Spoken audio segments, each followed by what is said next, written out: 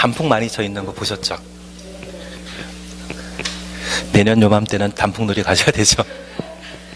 내년에 불학교 가시게 되면 저 단풍 잎이 피눈물처럼 핏빛으로 보이실 수 있습니다. 그래서 1년만 좀 꾸준히 잘 보내시게 된다고 하면 아무 문제 없으실 겁니다. 다만 제가 항상 이야기 드리는 것은 우리가 처음 공부하시던 내용이다 보니 용어가 익숙하지 못하신 게 있고요.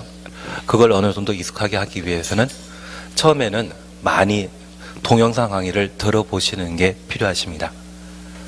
동영상 강의를 듣다 보면 학원 나왔을 때만큼 집중 있게 공부하셔야 되는데 제대로 못 하시는 경우가 있거든요. 그래서 학원에서는 한 50분 정도 강의를 동영상 통해 공부하시다 보면 그게 2시간, 3시간 정도 되는 경우가 있습니다. 그래서 수업 시간 도중에 가끔 카톡이나 문자 오면 그거 답변하느라고 정신 없으시고 한 10분 정도 시간 지나시고 나면 커피 한 잔 땡기시기 때문에 커피 타드시다 보니 그 동영상 강의를 제대로 못 하시는 경우 있거든요. 그리고 다들 승인이시다 보니 아마 열흘 중에 한 이틀에서 3일 정도는 개개인의 약속이 있으십니다.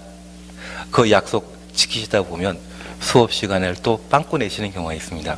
그래서 만약 학원 수업을 빼먹는 일이 생기시게 된다고 하면 평상시에 진도 나가는 패턴처럼 동영상을 끊지 않고 뭐 내가 한 40분, 1시간 정도 시간 줄 수 있다고 하면 그것을 한 번에 학원 수업하듯이 쭉 정리해 주셔야 됩니다. 그리고 그렇게 하셔야만 어느 정도 이해도를 높일 수 있거든요. 그렇게 해주셔야지 내년 단풍놀이를 제대로 가질 수 있습니다. 이번 시간에는 지금 우리 공부하고 계신 게 국토계획법이죠.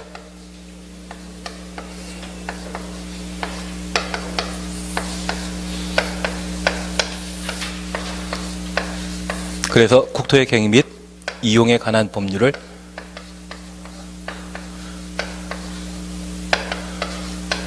함께 공부하고 있습니다.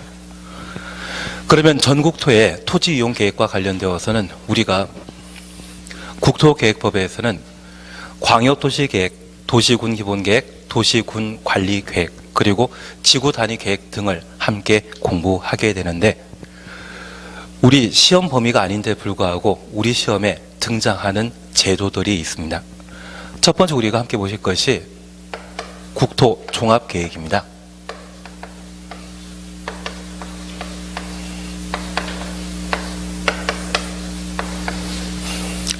여기 국토종합계획은 우리 시험 범위는 아닌데 부동산과 관련된 공법은 한 120개 정도 있다 말드렸습니다. 그 중에 우리 시험 범위는 아니지만 국토기본법이 부동산 관련 법에 있어서는 최상위 법령입니다. 우리가 알고 있는 법률에는 헌법이라는 제도 있지 않습니까? 그 헌법처럼 부동산 관련된 모든 기본법을 다루고 있는 것이 국토기본법인데 그쪽에서 다루고 있는 토지이용 계획이 바로 국토종합계획입니다. 여기 국토종합계획은 그 계획 기간을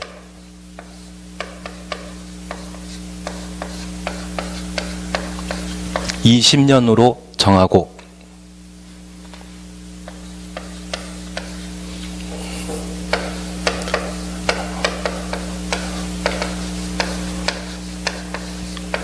(5년마다) 타당성 검토라는 것을 하게 되는데요. 저 국토종합계획에서 대한민국 한정된 국토안을 어떻게 개발해 나갈 것인지 방향을 잡아놨는데 저 계획기간 20년 사이에는 그 상황이 계속 바뀌다 보면 과연 저것이 타당한지를 검토할 필요 있지 않습니까? 그래서 5년마다 타당성을 검토하게 됩니다. 여기 국토종합계획은 사실 작년에 마련되었어야 되는 타당성 검토를 하고 새로 재정비했어야 되는데 작년에 워낙 중요한 일이 많지 않았습니까? 그래서 작년 연말에 결정해야 될 타당성 검토를 제대로 하지 못하고 아마 올 연말에 하게 될 겁니다. 그래서 이 국토종합계획에서는 최근 뜨고 있는 도시가 평택이라는 곳 들어본 적 있으십니까? 그리고 그 평택에는 삼성전자에서 한 100조 정도의 반도체 공장 증설과 관련된 투자 계획을 발표했고, 그 덕분에 고덕 신도시라고 하는 국제 도시를 새로 조성한다더라고요. 그래서 지금 인구가 한 45만 정도인데 10년 전만 하더라도 평택 인구는 한 20만도 채 안 됐거든요. 그러던 곳에 많은 사람들이 거주하고 삼성전자가 투자를 발표하다 보니 그 당시에 국토종합계획이 발현되었을 때 많은 복부인들이 돈 싸들고 찾아가셨던 것이 바로 평택입니다. 그리고 그 평택 배후도시라는 말 들어본 적 있으십니까? 어떤 개발 사업의 중축이 되게 된다고 하면 그 지역에서는 각종 공장이나 여러 가지 산업 관련 시설을 만들다 보니 주거 기능이나 문화 또는 체육 관련 시설들을 제대로 조성하지 못하는 경우가 있거든요. 그러한 것들을 분담해 주는 도시를 배후도시라 표현하게 되는데, 그 배후도시로서 안성이나 화성 그리고 시흥 등을 배후도시로 선정했습니다. 그래서 최초에 돈 들고 가신 분들은 평택을 찾아가시지만 어느 정도 개발 사업의 진척 상황을 보게 된다고 하면 그 이후에 주변 도시들의 투자가 이루어지게 되는데, 화성이 동탄이라고 하는 신도시 만들어진 것 알고 있으시죠? 그래서 그 동탄을 끼고 있는 화성시가 지금 인구가 50만 넘었다더라고요. 남양주시도 인구가 지금 67만 정도 되지 않습니까? 예, 인구에 대해서는 잘 모릅니다. 다만 남양시도 한 인구 50만 이상은 되나 보다, 그 생각은 하시는 거죠. 별로 관심 없었습니다. 그래서 나중에 저 국토종합계획이 새로 수립되거나 또는 타 당선 검토를 해서 개발 방향이 좀 달라졌다고 하면 저걸 쫓아가시는 게 부동산과 관련된 투자 이익을 극대화할 수 있는 방법입니다. 가끔 청문회 때 행정청의 내부 정보를 빼서 부동산 투자에서 투기 우려가 있다, 그런 청문회 과정에서 들어보신 적 있으실 겁니다. 예전에 국무총리에서 낙마하셨던 이몽호라고 하는 분당 쪽에 투자하셨는데 그 투자 차익을 많이 얻지 않았나, 그런 이야기를 하는 경우가 있는데, 그분들은 그런 개발 정보를 미리 입수하신 게 아니라 보고 투자하신 겁니다. 그래서 나중에 국토종합계획이 새로 정비되게 된다고 하면 이것 보시는 게, 사실 다 개발되고 나서 투자하시는 것보다 개발 예정지를 미리 투자하시는 게 더 낫지 않으십니까? 그리고 그 개발 예정지라고 하는 것을 주변 사람들의 이야기 듣고 가끔 팔랑기란 말 들어본 적 있으시죠? 그런 형태로 투자하시게 된다고 하면 대부분 기획부동산에 속는 경우가 있습니다. 나중에 부동산과 관련되어 투자하셔가지고 성공하시기 위해서는 기획부동산을 안 만나시는 게 투자와 관련된 성공 지름길이 아닌가 싶습니다. 서울 같은 경우에는 기획부동산이 강남역이나 선릉, 역삼역 사이에 좀 많이 위치해 있는데, 그곳의 부동산 중개업소 70%에서 80%가 기획부동산 쪽이거든요. 예전에 보이스피싱 하시는 분들 들어본 적 있으시죠?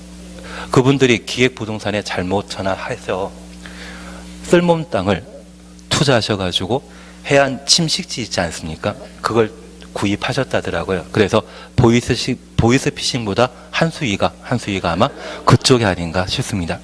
다만 나중에 우리가 부동산 자격증 따셔가지고 제대로 된 부동산 비법이나 또는 내부 노하우를 배우시고자 한다고 하면 그곳에서 한 1년 정도 근무하시는 게 필요하십니다. 대신 채용되시려고 하면 아무리 공법 점수 잘 나오셨다 할지라도 한 55점에서 65점 정도 맞았다고 하셔야 됩니다. 나중에 면접 보게 되면 공인중개사법이나 공시세법 점수 얼마냐 그거 물어보는 분 없으시고요. 공법 점수 얼마냐 물어보시게 될 텐데, 만약 80점 이상 되신다고 하면 그분 아마 중개사 시험과 관련되어서는 상위 1%에 포함되시는 분일 겁니다. 대부분 합격 전략이라 해서 이야기 나오는 게 1차 같은 경우에는 2과목 시험 보시다 보니 과락 없이 평균 60점이면 합격하십니다. 그래서 한 개 과목이 40점이고 다른 한 개 과목이 80점이라고 하면 합격하시는 거거든요.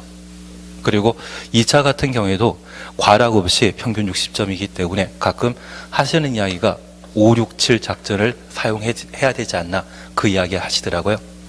보통 이야기하는 게 공법이 한 50점 정도이고 공시세법이 한 과목으로서 40문제 보시는데 보통 60점 정도 생각하시고 중개사법을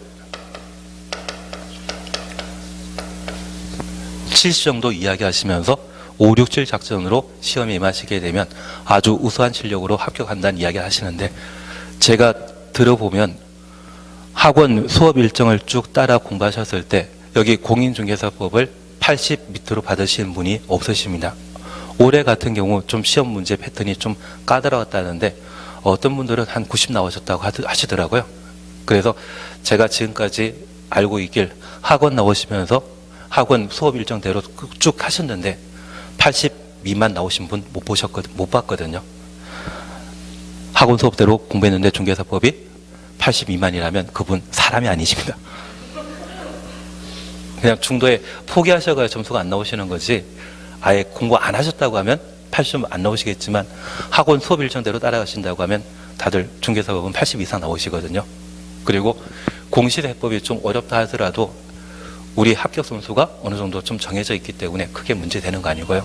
공법도 제가 좀 범위 좁혀드리는 부분만 좀 해나가시게 되면 아마 70 정도는 나오실 겁니다. 다만 내가 70, 80 나온다 할지라도 어디 부동산 중개업소에 취업하고자 한다면 나는 몇 점? 아까 100점 나오신 분도 계십니다.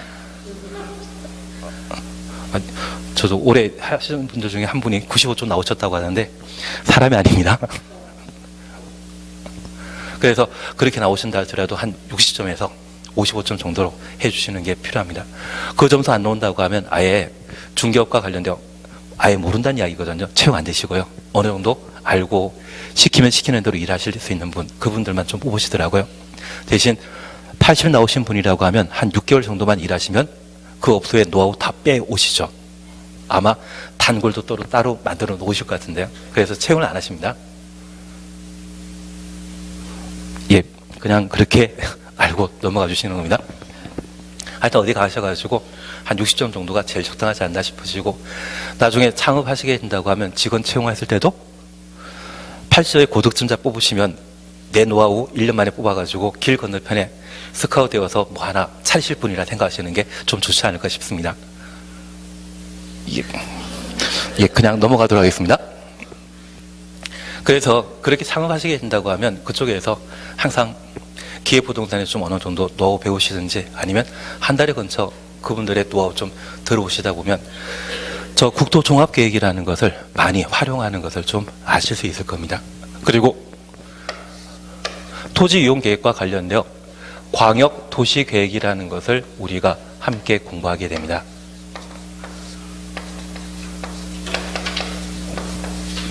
여기 광역도시계획은 광역버스 타보셨죠? 저도 오늘 빨간색 자동차 사고 왔거든요. 이 광역이라고 하는 것은 넓다고 해서 광역이 되는 것이 아니라 둘 이상의 시군에 걸쳐 있다고 하면 그것을 광역이라 표현합니다. 그래서 남양주만 돌아다닌다고 하면 그때는 시내버스이고 서울과 남양주에 걸쳐 운행하는 버스가 있다고 하면 그것을 광역버스라 하지 않습니까?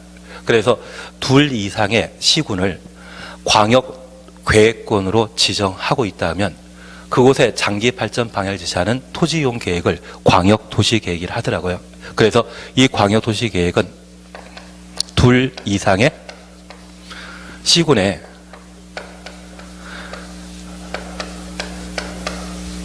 각종 개발 사업과 관련된 방향을 제시하는 토지이용 계획을 광역도시계획이라 표현합니다.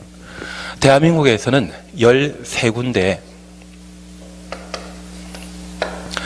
광역계획권에 광역도시계획이 수립되어 있는데 우리 수도권이란 말 들어본 적 있으십니까?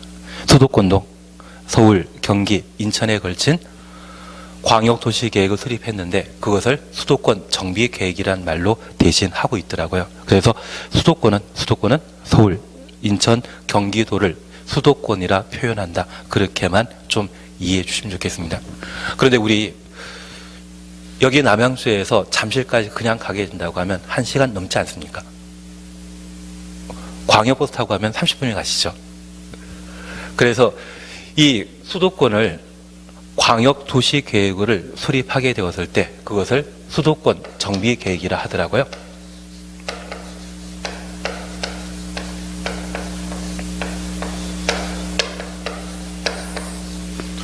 제가 살고 있는 곳이 신림동 쪽인데요. 신림 쪽인데 그 신림동에서 잠실 가려고 하면 지하철 타도 한 40분, 50분 걸립니다. 그런데 남양주에 계신 분들이 저 잠실에 오려고 하면 한 20분이나 30분이면 도착하시거든요. 저보다 더 빨리 오시는 분들 많으시고, 심지어는 인천에 사시는 분하고 어디 노량진에서 만나기 약속하시게 되면 저는 한 1시간까지 겨우겨우 도착하는데 그분은 20분 만에 왔다 가시더라고요. 어떻게 왔는지 모르겠지만 빨간 차 타고 오시다 보니, 자동차 전용 도로 이용해서 빨리 오시다 보니 저보다 빨리 오시는 그런 상황입니다. 그렇게 수도권에 쾌적한 환경을 조성하기 위해 수립한 토지 이용 계획이 있다고 하면 그걸 수도권 정비 계획이라 표현하게 됩니다. 다만 이 수도권 정비 계획은 우리 시험 범위에 포함되지 않는 이유가, 공인중개사 시험은 대한민국 전국에 시험 보지 않습니까? 제주도에 계신 분도 시험 보시거든요. 저 수도권에 한정되어 있는 수도권 정비 계획을 시험에 삼게 된다고 하면 지역 편중이 좀 심하죠. 그래서 중요한 제도인데 불구하고 우리 시험 범위에서는 빠져 있습니다. 다만 우리가 지금 살고 있는 곳이 수도권이시죠. 이것 모르고 부동산 중개업 하시게 된다면 대형 사고 치십니다. 그래서 현재 광역도시계획 일환인 수도권 정비계획은 수도권을 3개 권역으로 현재 구분하고 있습니다. 과밀 억제 권역이나 성장관리 권역, 자연보전 권역 들어본 적 있으십니까? 예, 들어본 적 있으신 걸로.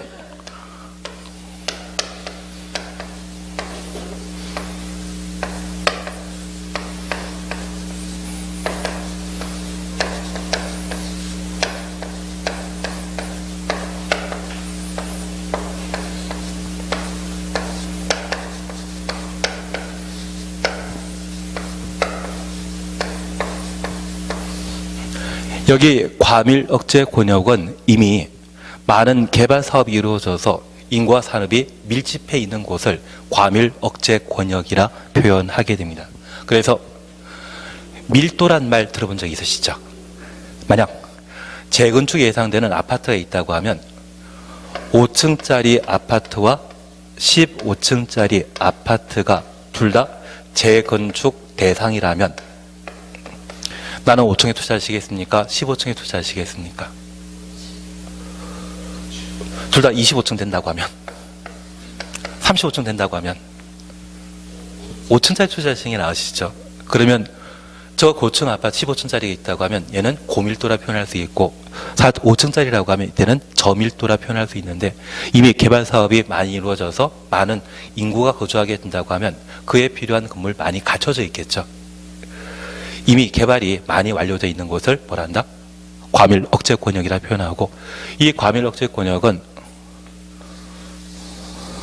서울, 인천, 경기도 기준하게 되었을 때, 경기 북부라고 하면 의정부시 정도까지를 과밀 억제 권역으로 정해놓고 있고요.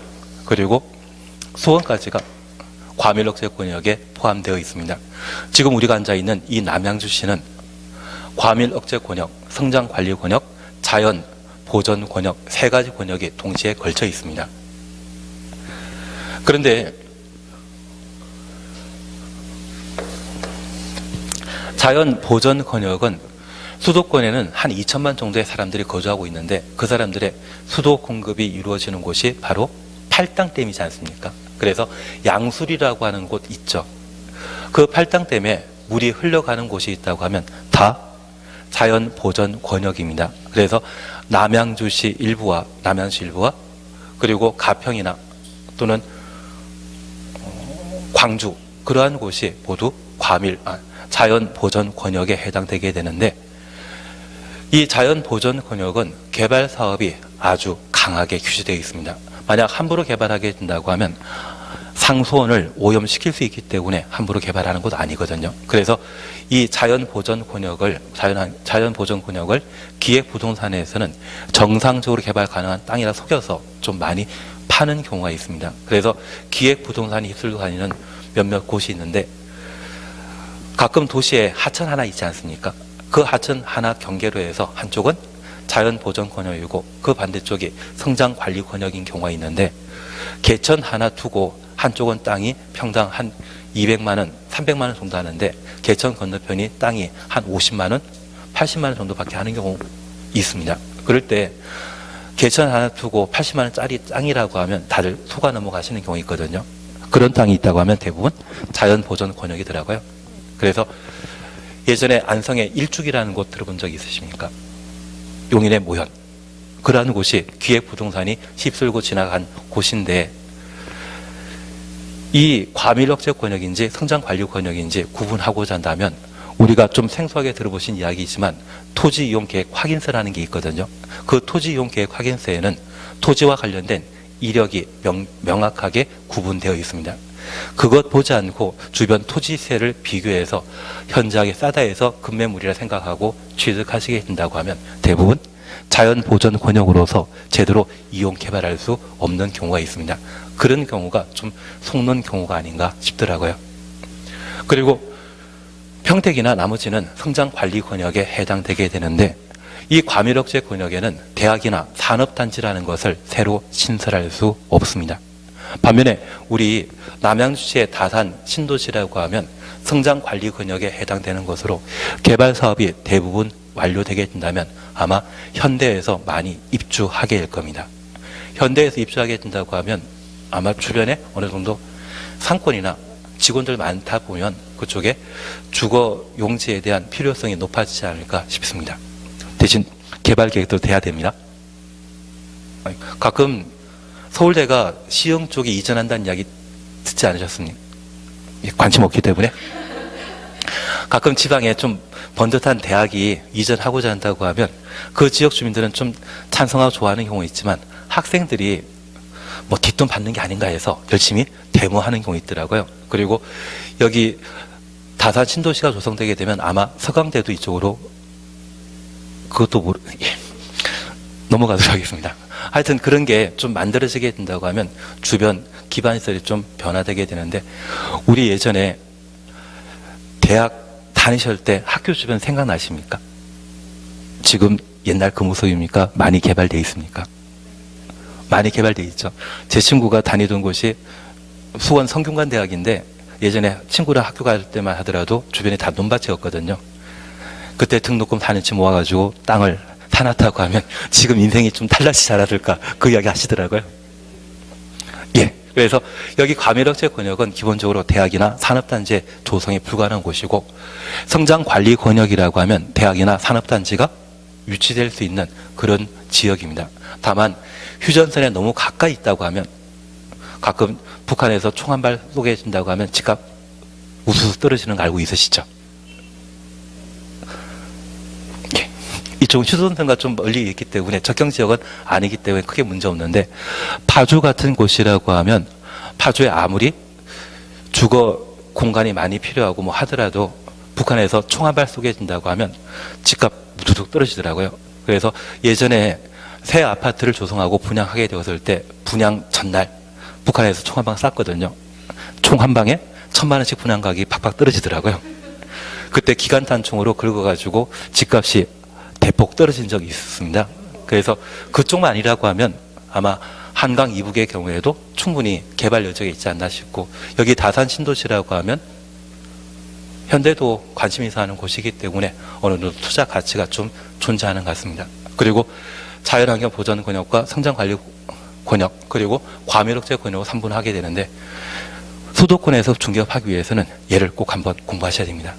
다만 우리가 시험 범위에 포함되지 않지만 저 수도권 정비 계획과 관련된 이 세 가지를 시험에 가끔 다루는 경우 있거든요. 그런 차원에서 한번 확인해 놓으시고 합격하시게 된다고 하면 무조건 수도권 정비 계획법 이쪽은 좀 정리하고 내 것을 하셔야만 부동산 중개업을 제대로 하지 않나 싶습니다. 대신 아파트 매매만 하고 마신다고 하면 상관없으시고요. 땅을 원하신다고 하면 해야 됩니다. 아파트 매매는 하실 겁니까? 아직 아무 생각 없으십니다.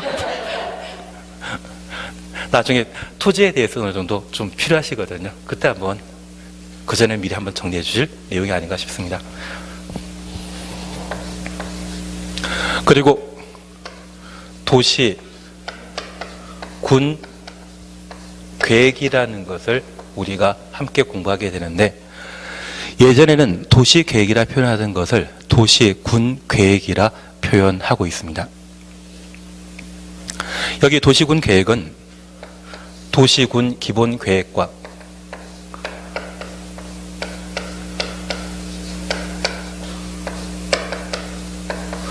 도시군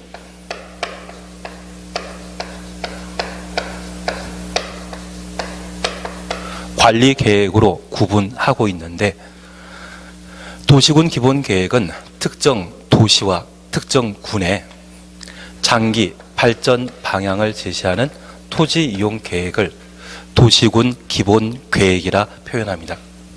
그리고 도시군 관리 계획은 광역 도시 계획이나 도시군 기본 계획에서 개발 방향, 발전 방향을 정해놨다고 하면 그것 실천하고 이행할 필요 있죠. 그래서 이 도시군 관리 계획은 광역 도시 계획과 도시군 기본 계획에서 발전 방향을 제시했다고 하면 이를 그대로 실천하는, 집행하는 계획을 도시군 관리 계획이라 표현하게 됩니다. 그런데 우리 이 도시군 기본 계획은 남양주시 하나의 장기 발전 방향을 제시하는 토지 이용 계획이거든요. 그런 장기 발전 방향은 내가 정해야 되겠습니까? 남이 정해줘야 되겠습니까? 내가 정하셔야 되죠. 그러면 오늘 중개사 처음 공부하기로 하셨는데, 이 공부하기로 하신 마음 내가 결정하셨습니까? 주변 분이 결정해 주셨습니까? 장래꿈은 본인 스스로 결정해야 되지 않겠습니까? 만약 주변의 권유로 이 꿈을 정하시게 되었다고 하면 우리 나중에 민법 공부하시다 보면 계약편 공부하시거든요. 그분과 뭔가 계약을 잘 체결해 주셔야 됩니다. 그분이 정해준 꿈을 내가 실천해 준다고 하면 그분 위에 하신 거죠. 그래서 예전에 제가 알고 있는 분은 차 한 대 받기로 하고 공인중개사 도전하신 분도 계시거든요. 차가 걸려 있으니까 진짜 공부하시더라고요. 그래서 1년 만에 합격해 버리시는 경우도 있더라고요. 그래서 여기 기본 계획은 특정 도시의 장기 발전 방향, 미래 모습을 정해놓은 것이 도시군 기본 계획인데, 우리 남양주시라고 하면 장기 발전 방향이 무엇입니까? 안산시라고 하면 공업도시라는 말 들어본 적 있으십니까? 그리고 천안이라고 하면 교통 중심지로서 예전에 KTX 노선이 결정되게 되었을 때 천안시 같은 경우는 대한민국의 1000년 동안 교통 중심지라는 이야기를 하더라고요. 그래서 천안에 KTX 역사가 설치 결정되었었습니다. 남양주시는 예전에 미금이라는 곳이 있지 않았습니까? 미금시하고 남양주군이 합쳐가지고 남양주시가 되었는데, 그런 기억이 없기 때문에 넘어가도록 하겠습니다. 그래서 그 이후 도농 도시라 해서 도시와 농촌이 좀 조화 이루는 그런 방향으로 도시 개발 방향을 정해놓게 되었는데, 지금 수도권 정비계획법에 따라 여러 가지 도로 교통망이 충분히 확보되다 보니 아예 이 남양주도 구리시처럼 하나의 도시 기능을 다할 수 있는 지역으로 개발해 나간다고 하더라고요. 그래서 우리 남양주의 중심지라고 하면 어디입니까? 지금이라는 곳, 도농. 관심 없기 때문에 저도 오늘 처음 왔습니다. 처음 왔지만. 그래서 그런 방향으로 도시의 장기 발전 방향을 제시하게 되는데, 아마 이 다산 신도시 만들어지기 전까지만 하더라도 구리시에 문화 관련 시설들이 다 위치했었거든요. 그래서 남양주에 거주하신 분들이 다들 구리시 가셔가지고 백화점에 쇼핑하시고 영화 구경하고 막 그러셨는데, 이 다산 신도시가 만들어지게 된다고 하면 아마 이 다산 신도시에서 그런 기능을 다하지 않을까 싶습니다. 그리고 지하철 연장 노선이 각각 설치되게 된다고 하면 앞으로 좀 더 남양주시의 가치가 좀 더 높아지고, 사실 남양주시가 2020년까지의 도시군 기본 계획에서 남양주시의 인구 규모를 63만으로 정해놨거든요. 지금 얼마입니까?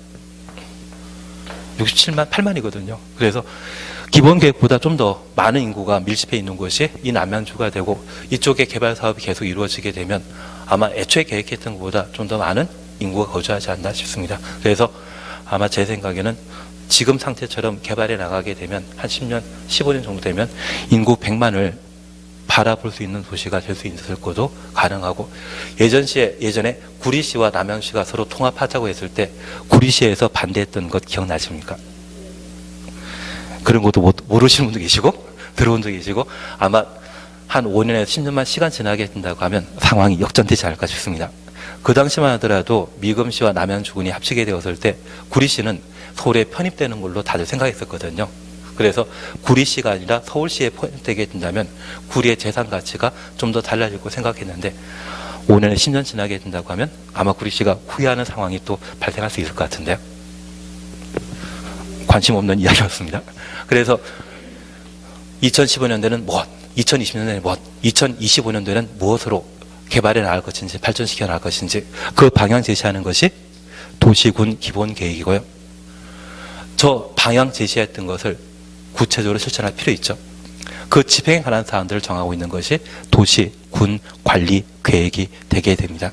그래서 현재 국토계획법이 정하고 있는 토지 이용 계획은 광역도시계획과 도시군 기본계획, 도시군 관리 계획이 존재하고, 이들보다 상위 법령인 국토기본법에 정하고 있는 국토종합계획에 이들의 상위 행정계획이 되게 됩니다.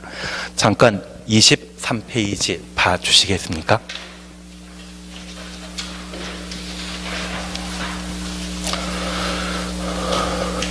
(1절) 재정 목적과 관련되어 그냥 한번 봐주십니다. 국토의 계획 및 이용에 관한 법률은 국토의 이용, 개발, 보전을 위한 계획 수립 및 집행 등에 관한 필요한 사항을 정하여 공공복리를 증진시키고, 공공복리 요것만 줄쳐주십시오. 국민의 삶의 질을 향상시키는 것을 목적으로 한다. 2003년도에 국토계획법이 새로 제정되었는데 2003년 이후에 삶의 질이 향상되셨습니까? 대답이 없으시기 때문에 삶의 질이 똑같은 걸로 알고 있겠습니다. 다만 나중에 우리가 부동산 공법과 관련된 사안들을 공부하게 된다면 항상 공공복리란 말을 자주 사용하게 됩니다. 이 공공복리는 공익을 의미하는 것으로서 불특정 다수의 삶의 질을 향상시키기 위한 내용이기 때문에 그만큼 규제에 관한 사항들을 강하게 정하겠다, 그런 의미라고 이해해 주십시오. 그래서 공법과 관련되어서는 대부분 공공복리를 재정 목적으로 정해 놓고 있습니다. 더 이상 의미 없습니다. 공공복리 하나만 추천놓고 끝내십니다. 그리고 용어 정의와 관련되어 토지 이용 계획 찾으셨죠? 그리고 1. 행정계획입니다. 1번입니다. 광역도시계획은 지정된 광역계획권의 장기 발전 방향을 지시하는 계획을 말한다. 광역계획권 줄만 쳐놓으시고요. 장기 발전 방향 가로만 해주십시오. 그리고 이 도시군 계획입니다. 맨 마지막 줄에 도시군 계획은 도시군 기본계획과 도시군 관리계획으로 구분한다. 그러면 광역도시계획과 도시군 계획은 같은 제도이다, 별개의 제도이다. 광역도시계획과 도시군 기본계획은 같은 제도이다, 별개이다. 별개입니다. 잠깐 이렇게만 한번 봐주십시오. 한 장 넘기시면 1번 도시군 기본계획과 2번 도시군 관리계획 찾으셨죠? 1번 도시군 기본계획입니다. 특별시, 광역시, 특별자치시, 특별자치도, 시 또는 군, 여기까지 가로만 묶어 놓습니다. 줄치는 거 아닙니다. 나중에 줄치라는 거는 줄쳐주시고요. 그냥 가로 묶으라고 하면 가로만 묶어 주십시오. 1번 도시군 기본계획 찾으셨죠? 특별시, 광역시, 특별자치시, 특별자치도, 시 또는 군, 가로 묶어 놓으시고요. 관할 구역에 대한 기본적인 공간구조와 장기 발전 방향을 지시하는 종합계획으로서 도시군 관리계획의 수립에 지침이 되는 계획을 말한다. 장기 발전 방향 추천놓습니다. 종합계획 추천놓습니다. 도시군 관리계획의 수립에 지침이 되는 계획, 수립의 지침 줄만 쳐놓습니다. 그래서 장기 발전 방향, 종합계획, 수립, 지침 이 세 가지만 추천놓습니다. 해놓으셨습니까? 근데 도시군 기본계획에 관한 사항 함께 보셨는데 의미 이해되시나요? 이해되시면 아주 실력이 대단하시고 금방 공법에 대해서는 다 정리되지 않을까 싶습니다. 34페이지 한번 봐주시겠습니까?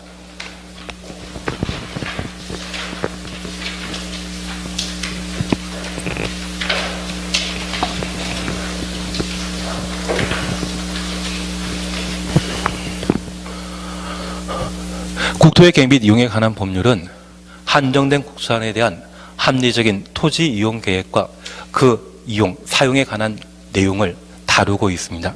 그리고 그 토지 이용 계획으로서 광역 토지 계획과 도시군 기본 계획, 도시군 관리 계획을 각각 두게 되는데, 이러한 토지 이용 계획을 정하는 자는 일반 국민이겠습니까?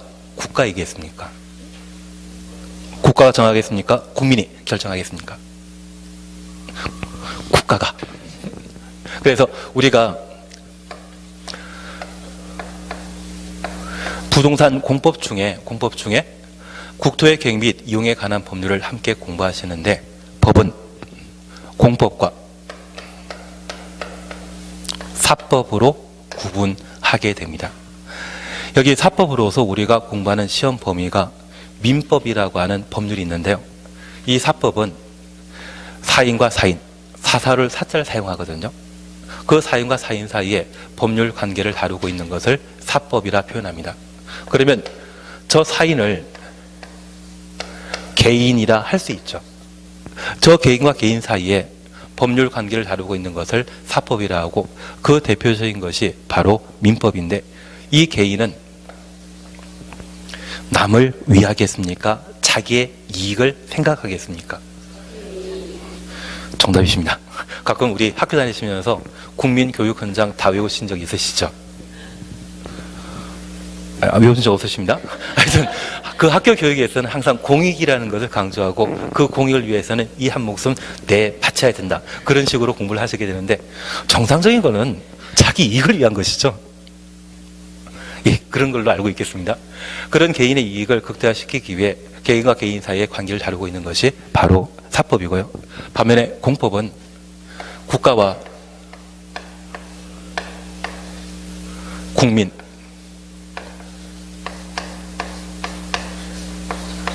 개인 사이의 관계를 공법에서 정해 놓게 됩니다. 그런데 이 국민 개개인은 자신의 이익을 극대화시키기 위해 여러 가지 생각을 할 수 있는데, 이게 남에게 불편 끼치는 일이라고 하면 그냥 허용하겠습니까? 규제 가하겠습니까? 규제 가하게 될 것 같거든요. 그래서 저 국가와 국민 사이는 규제 주체와 규제 대상이 되게 됩니다. 그런데 이런 것들을 개별 사안마다 국가가 국민 개개인이 부당한 행위를 한다 해서 규제를 가하게 된다고 하면, 이것 법 없이 여러 가지 괘씸죄에 걸려 처벌받는 경우가 발생하거든요. 그래서 아무리 괘씸하다지만 항상 법적 근거라는 게 필요합니다. 그런 근거를 필요로 해서 만들어져 있는 법률 체계가 바로 공법이 되고, 이러한 공법 중에 부동산과 관련된 공법, 우린 6가지를 함께 공부하게 됩니다. 그러면 이 사법에서는 개인과 개인은 서로 대등한 관계이기 때문에 수평관계라는 말을 쓰게 되는데, 가끔 학교의 일진과 일진 아닌 분들 사이에는 수직관계가 형성된다는 이야기는 하지만 그거는 그쪽 이야기고요. 기본적으로는 대등관계라는 것 이해하실 수 있죠. 학교 다니면서 삥 뜯기신 적 있으시죠? 없으십니까? 그래서 기본적으로 그런 관계도 있긴 있지만 법 체계에서는 일반적인 사항들을 기록하기 때문에 대등관계라고 이해해 주시면 됩니다. 그래서 개인은 개인에게 삥 뜯을 수 있다 없다? 없습니다. 삥 뜯는 것은 국가가 국민을 대상으로 삥 뜯는 겁니다. 그래서 가끔 집을 만들어 놨는데 별도의 건축허가 없이 옥탑방을 무단 증축하게 된다면 철거 등의 시정명령 대상이고, 말 안 들으면 이행 강제금 부과 징수하지 않습니까?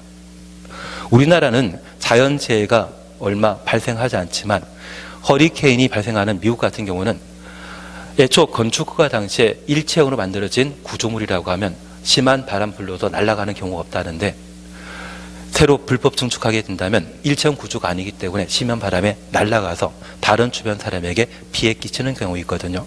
그런 위험성을 고려해서 건축 허가 없이 함부로 옥탑방 만들게 된다면 이행강제금이라는 것을 부가 징수할 수 있습니다.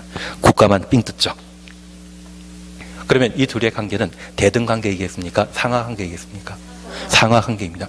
그러면 저 국가가 일반 국민을 대상으로 규제 가하게 되었을 때 저 국가 규제 주체를 행정청이라 표현하게 됩니다. 저 행정청과 관련되어 34페이지 보시면 대통령 보이시고 국무총리 보이고 중앙행정기관장이라 해서 국토교통부 장관 등을 보실 수 있고 지방행정기관장으로서 광역 지방자치단체장과 기초자치단체장을 각각 볼 수 있습니다. 확인되시겠습니까? 그러면 이러한 행정청과 관련되어 국가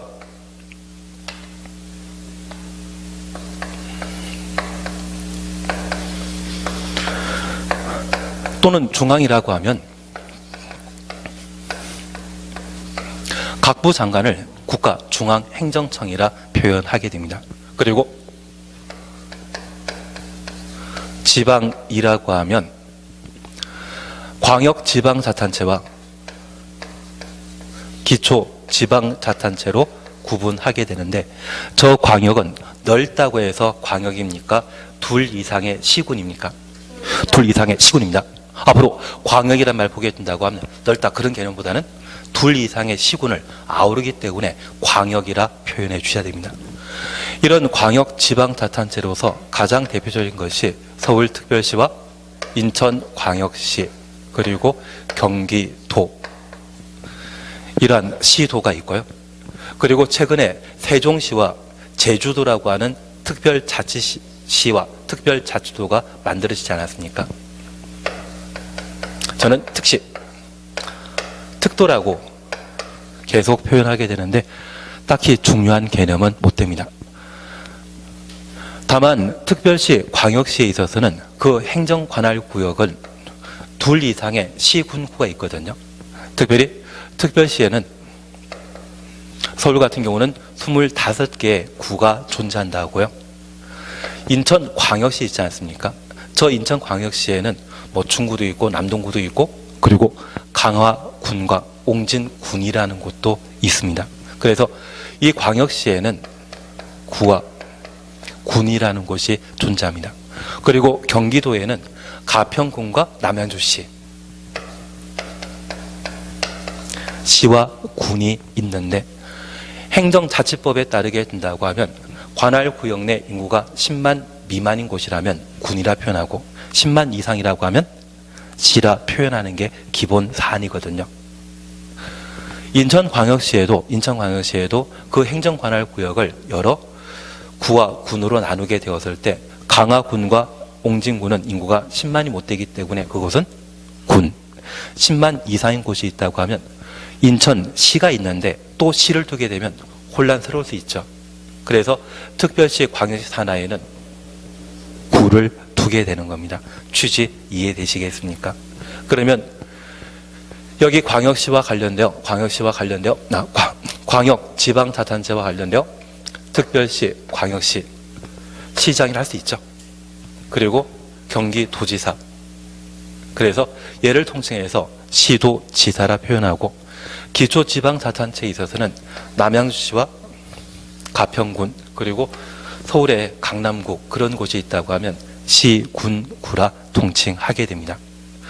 그런데 광역지방자치단체에 해당되는 세종시라고 하면 지금 인구가 한 30만 정도 되거든요. 대신 이 세종시는 앞으로 25년 정도 되면 인구 50만까지 늘린다고 합니다. 그래서 현재 인구가 30만인데 앞으로 20만을 더 수용할 수 있는 개발 사업이 필요하다고 하면 저 세종시의 토지 가격은 향후 장기적으로 보게 되면 가격 올라갈 수 있지 않습니까? 투자해야 되겠습니까? 그냥 말아야 되겠습니까? 투자하는데 예전만큼 많은 수익은 기대할 수 없습니다. 다만 현재 세종시가 인구가 얼마 안 되다 보니 그 행정관할구역을 구와 군으로 해분하지 않고 그냥 세종시장만 두고 있습니다. 그리고 제주도는 예전에 제주시와 서귀포시가 있었거든요. 예전에 제주시장과 서귀포시장을 시민선거로 직접 뽑다가 특별법을 만들면서 제주특별자치도를 마련하게 되었습니다.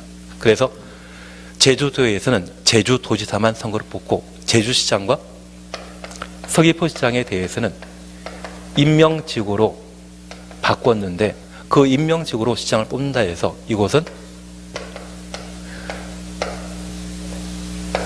행정시라 표현하게 됩니다. 가까운 곳에 성남시 있지 않습니까? 그 성남시는 경기도 속해 있는 도시이죠. 그 성남 인구가 100만에 가깝다 보니 그 성남시에는 분당구와 수정구라고 하는 구를 두고 있거든요.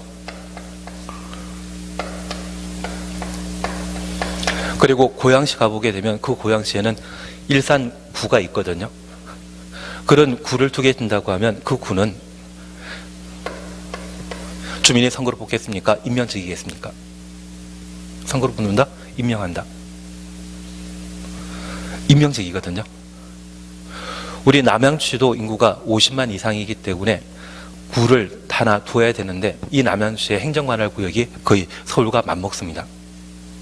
그런데 인구가 여러 곳에 분산되어 있기 때문에 어디를 거점으로 하기가 좀 애매해서 아직 구로 세분하지 못했는데 어느 정도 개발 사업이 완료되게 되면 아마 남양주시에도 구가 생기게 될 겁니다. 다만 그때 구청장은 시민이 직접 뽑는 것이 아니라 임명직입니다. 그러한 구를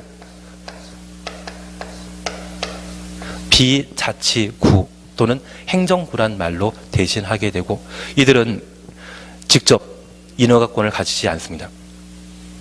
그래서 성남시에는 분당구청장은 아무런 인허가권 없고 성남시장이 인허가권을 행사하는 것이 특징입니다. 반면에 서울특별시의 강남구나 송파구를 두게 된다고 하면 그때 구청장은 시민이 선거를 뽑기 때문에 이들을 자치구청장이라 하고 그 자치구청장은 성남시의 분당구청장과 달리 각종 인허가권을 행사함으로써 우리 남양시장과 대등한 위치이거든요. 그래서 서울 종로구청장과 성남의 분당구청장이 서로 만나게 되면 서로 악수하겠습니까? 쌩까겠습니까? 이분 쌩까겠죠. 이분은 반갑죠. 같은 구청장이니까. 둘의 차이점은 하나는 인허가권을 가지고 하나는 인허가권이 없기 때문에 서로 위치가 다른 상태로 보게 됩니다. 그래서 분당구청장은 우리가 알고 있는 동사무소 있죠. 동사무소 정도의 기능을 다하는 것이 특징입니다. 그러면 여기 특별자치시인 세종시에는 구군 아예 없고요. 특별자치도에는 제주시장과 서귀포시장이 있지만 그 제주시장은 인허가권이 있다 없다? 없습니다. 누가? 제주도지사가. 그러면 이 세종시장과 제주도지사는 시도지사로서의 인허가권이 있고요. 시군구청장으로서의 인허가권을 가지게 되는데 현재 다양한 법령을 살펴보게 되면 시도지사일 때 한 1000개 정도의 인허가권을 가지고 있다면 시군구청장일 때도 1000개 정도의 인허가권을 가지고 있습니다. 제주도지사는 인허가권이 2000개입니다. 그래서 제주도에서는 국방, 경찰, 외교 이러한 세 가지 분야를 뺀 나머지는 모두 제주도지사가 인허가권 행사하고 있거든요. 제주도에서는 제주도지사가 왕입니다. 남양주시에는 남양주시장이 거의 호적 수준이시죠. 그래서 현재 행정청과 관련되어서는 중앙행정청과 지방행정청으로 나뉘게 되는데 저 지방은 둘 이상의 시, 군, 구를 아우르는 곳을 광역, 지방자치단체라 표현하고 남양주시 하나만 가지고 있다고 하면 그때는 기초, 지방자치단체라 표현하게 되는데 특별자치시장과 특별자치도지사는 시도지사로서의 권한과 시군구청장으로서의 권한을 동시에 행사하게 되는 겁니다. 이해되시겠습니까? 그러면 이제 우리 이것 하나 잠깐 이해해 주십니다. 만약 국토종합계획에 따라 광역도시계획을 마련하게 되었을 때 그 광역도시계획은 우리 남양주와 서울에 걸쳐 새로운 도로망이나 지하철 노선을 설치하게 된다고 하면 그 도로나 지하철 노선을 설치를 필요로 하는 서울과 남양주 있죠. 그 둘 이상의 시군을 지하철 새로 설치할 필요가 있다. 그러면 그곳을 광역계획권으로 지정하게 되고요.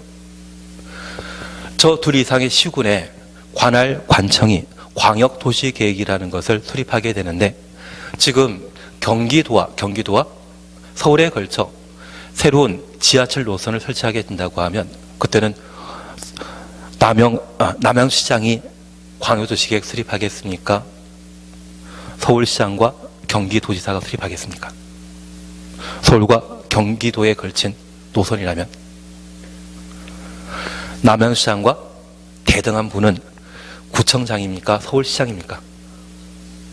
구청장이지 않습니까?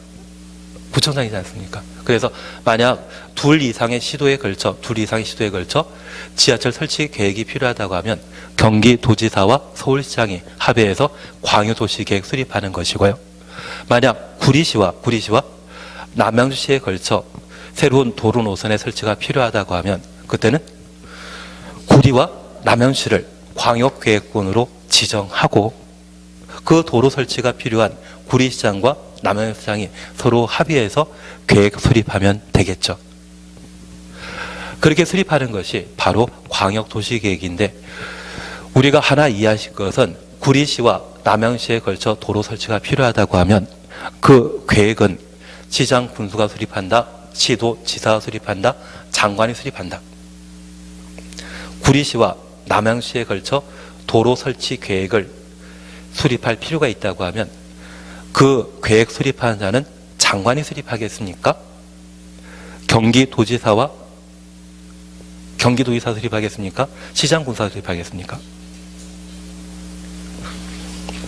시장 군수가 수립하죠.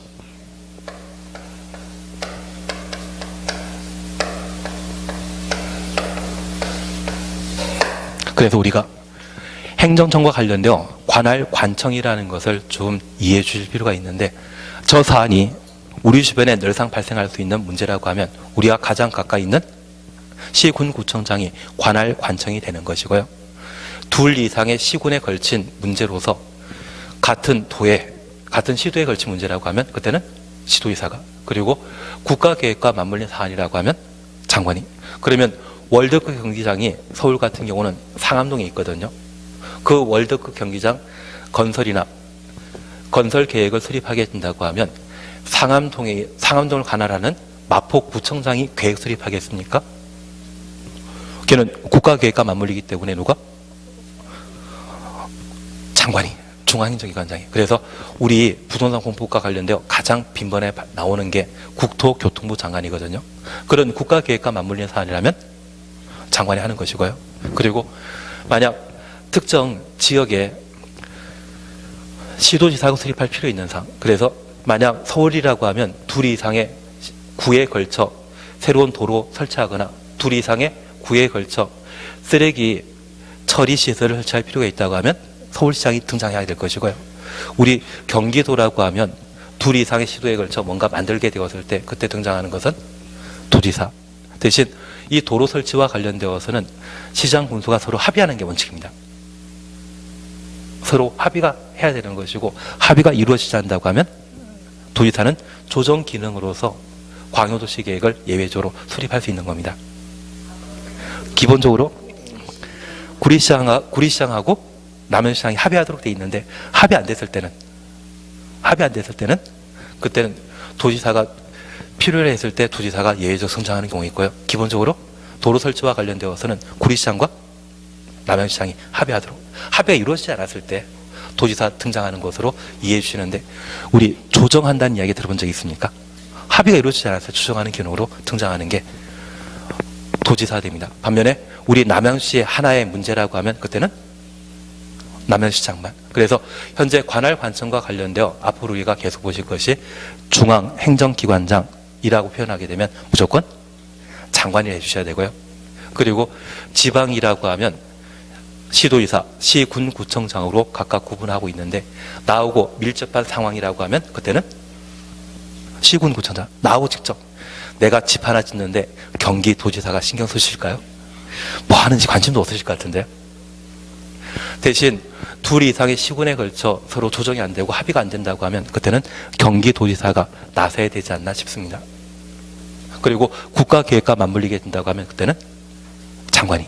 그래서 앞으로 우리가 관할 관청에 관한 사안을 보게 되었을 때 전국을 대상을 한다. 그때는 장관. 둘 이상의 시군에 걸친 문제다. 그때는 도지사. 한 개 시군을 대상으로 한 문제다. 그때는 시장. 그래서 여기 광역도시계획과 관련되어서도 기본적으로 둘 이상의 시군에 걸친 문제이기 때문에 시도지사, 시장 군수가 서로 합의하도록 되어 있는데 그 합의가 이루어지지 않았을 때 상급관청이 등장하게 됩니다.